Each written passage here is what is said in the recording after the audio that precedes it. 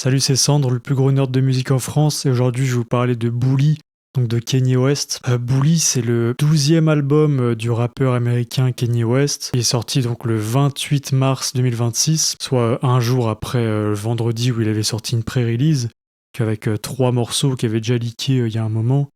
Et je crois que vu que tout le reste de l'album avait aussi leaké, il a décidé de sortir donc ce samedi la sortie complète de l'album. Il a été notamment produit avec son directeur donc André Troutman, qu'on va retrouver aussi dans les featuring. Il y a aussi eu James Blake dans la production. Après, dans les featuring, on a Travis Scott, Ty Dolla $ign, avec qui il avait déjà fait la série des Vultures. Donc Kanye West, il sort d'une période assez sombre de sa vie. Faut savoir qu'il a été addict au protoxyde d'azote donc pendant la période où il nous a sorti les deux Vultures. Les deux Vultures, c'est des albums qui n'ont pas du tout été bien appréciés par la critique. Faut dire qu'aussi, il y a eu beaucoup de problèmes, que ce soit dans la production, dans le manque d'originalité. Il est parti sur un registre trap, donc plus éloigné du registre Kanye West, hein. Ils ont été aussi produits et composés une grande partie avec Ty Dolla $ign, et ça se ressent, hein, il manque complètement d'originalité.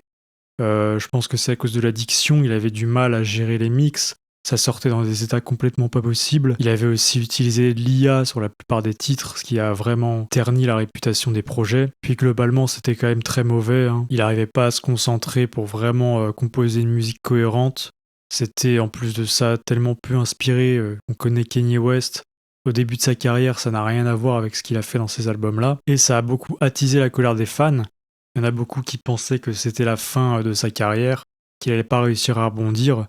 Et il nous sort du coup cet album, donc Bully, qui avait été teasé il y a un moment, en 2024 il me semble, qui est censé être le retour aux sources un peu, et retrouver cette hype et cet engouement qu'il avait au début de sa carrière. Donc on a un Kanye qui est plus à l'ancienne, avec l'utilisation de beaucoup de samples qui vont être souvent pitchés et stretch, étirés, voilà, pour créer ce rythme qu'il faisait déjà à l'époque de Kanye West, donc dans les années 2010, etc. On retrouve aussi une intro gospel, donc c'est un style qu'il a beaucoup popularisé, et ça va se poursuivre sur un rythme très industriel hip-hop.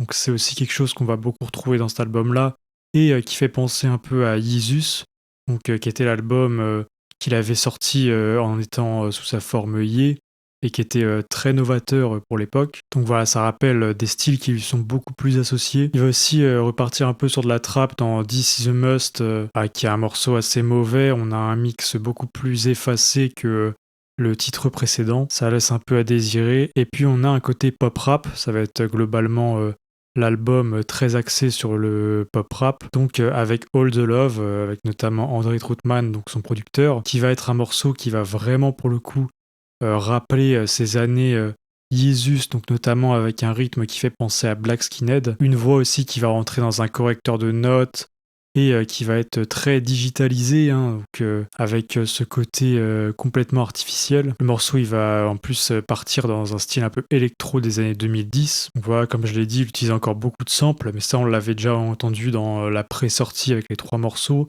C'est des morceaux assez drumless, donc dans lesquels il va plutôt se concentrer sur le rap plutôt que sur la composition et la mélodie. C'est une de ses signatures aussi, hein. On va retrouver aussi beaucoup d'extraits vocaux de sa famille.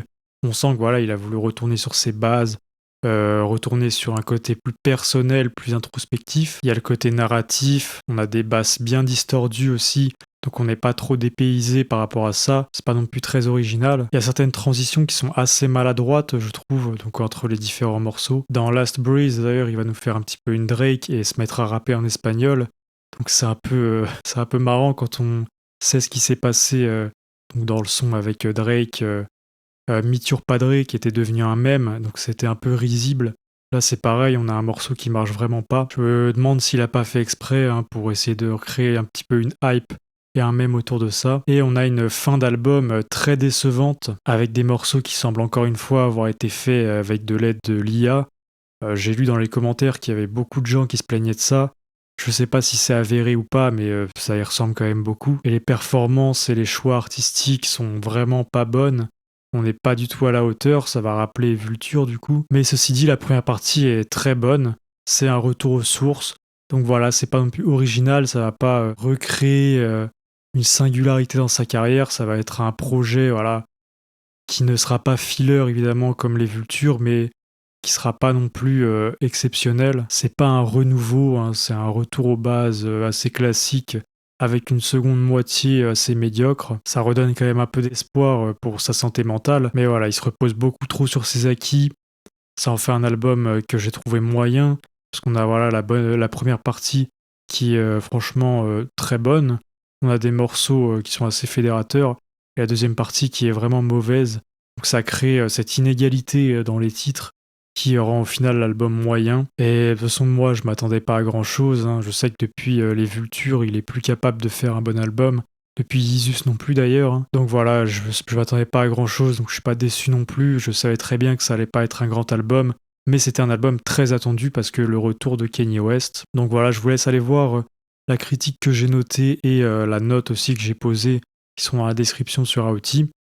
Et dans un second temps, je vais vous parler d'un autre album qui a fait beaucoup de bruit cette semaine. Donc c'est vraiment une semaine chargée, hein. On a eu pas mal d'artistes qui ont sorti des gros albums. Et celui-là, c'est un peu celui qui a fait le plus de bruit. Donc celui-là est sorti le vendredi 27 mars 2026. Et c'est la sortie de nouvel album de Slater, donc Worst Girl in America. Donc voilà, c'est le 3e album studio de la chanteuse et compositrice américaine Slater. Et il a fait beaucoup de bruit parce qu'il a introduit un phénomène, donc voilà, qui consiste à remplacer les S par des signes de dollars rouges. Quand on va sur le site Aouti, on voit un effet spécial, hein, c'est le petit point dollar qui remplace vraiment tous les S. C'est assez original, j'ai jamais vu ça auparavant. Et ça va créer de l'engagement au final autour de l'album. Et donc on commence sur une introduction électropop avec voilà ces basses qui vont un peu rappeler de la French électro, donc à la Justice, Daft Punk. Voilà, c'est des synthés qui vont répéter un ostinato très puissant. Ça joue beaucoup sur l'effet de pompage aussi. Et c'est accompagné donc de la voix de Slater qui fait beaucoup penser à de la pop assez basique, mais sous des effets qui vont être un petit peu distordus, un petit peu réverbérés, qui vont donner quand même un côté moins plat, mais presque sur de la synth pop techno d'ailleurs, j'ai trouvé. Ça mélange voilà, plein de styles électro, donc récents, ou comme pour les années 2000, 2010. C'est un peu Y2K certaines fois. Voilà, comme je l'ai dit, la voix elle va être assez abrasive dans certains moments, mais ça reste pas non plus extrêmement cru, c'est vraiment très pop, que ce soit dans les sonorités ou dans les notes utilisées. Les productions, ça va vraiment être le point fort de l'album. On sent qu'il y a eu un point qui a été donné dessus. Elles recouvrent beaucoup le spectre, elles sont très engageantes, mais malheureusement, elles vont pas être très originales non plus. Mais c'est rien comparé à la voix qui va vraiment être le défaut pour moi. Elle est beaucoup trop classique. Ça reste de la techno industrielle, moins radicale tout de même, hein. Ça m'a fait penser certaines fois à la BO de Cyberpunk 2077, sauf qu'on n'a pas ce côté beaucoup plus violent, beaucoup plus explosif. On reste quand même assez lisse, j'ai trouvé. Voilà, il y a quand même certaines productions qui vont sortir du lot, mais dans la majorité, c'était assez lisse. Voilà, comme j'en ai parlé, il y a certaines techniques de production qui vont rappeler le groupe Justice. Donc dans Yes God, avec tous ces synthés abrasifs qui vont aller un peu varier et créer un peu ce phénomène dont on avait l'habitude dans l'album Cross de Justice. Ils vont surgir et varier à plusieurs reprises. On entend aussi du Magdalena Bay dans Unknown Lovers. Donc voilà, on voit ce mélange de styles assez moderne tout de même, qui va vraiment influencer l'album. Les morceaux s'enchaînent très rapidement. On va avoir pas trop de transition entre tous. Ça va créer un rythme assez fluide. On a peu de variations, mais des productions très compressées qui vont être très club, très dansantes. Ça va devenir puissant, ça va devenir intense à certains moments. Et c'est un album qui a été extrêmement bien reçu par les fans. Je crois que c'est la meilleure note de la semaine, là, il me semble. Il semble vraiment créer un engouement particulier autour de lui. Moi, j'avoue, je connaissais même pas Slater avant, mais ça m'a naturellement attiré. Donc j'ai trouvé que l'album était bon, sans non plus être très bon. Moi, ce qui m'a dérangé, voilà, comme je l'ai dit, c'est le côté pop trop sucré et trop lisse. J'aurais aimé un petit peu plus d'originalité, même dans les productions, même si elles étaient très bonnes. Et voilà, j'ai trouvé que c'était peut-être une hype un peu exagérée, mais ça restait quand même une bonne sortie pour cette semaine-là.